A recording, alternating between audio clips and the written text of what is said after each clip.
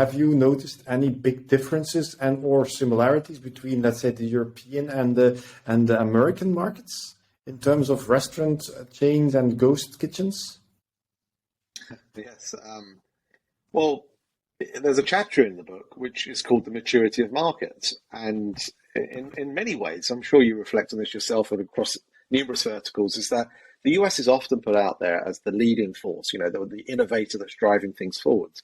But we argue in the book that the US is actually playing catch up to the likes of China, India, and the UK in terms of delivery adoption. And part of that is to do with digital adoption, the way in which cell phones and smartphones are adopted in different places, but also how certain technologies skip the landline, like we've seen obviously over in India, and how there aren't many landlines and everyone went to cell phone technology. There's also a number of other factors about how the UK and India and China are different. The UK, for example, is a very concentrated nation. I always laugh when I go back home because everything is so much smaller. The roads are smaller, the cars are smaller, the houses are smaller. But for that reason, I don't know how many it is these days, 60, 65 million people on a very small island. And so therefore, they're all living together rather close. So that's really great for a off-premise delivery setup because it means you can deliver to a far higher populace of people in a much smaller period of time. And I think for the US, one of the challenges, especially in the middle of the US, where you actually have a large amount of people spread over large distances, it makes it somewhat more challenging to be able to deliver within the magic 30-minute window. So in that sense, there are having to be different levels of ingenuity be thought through on how to be able to support different markets in different locations in the US. The rural locations are being supported perhaps in a way through more locally dispersed driver pools, as opposed to having to just rely on the third-party marketplaces for their logistics.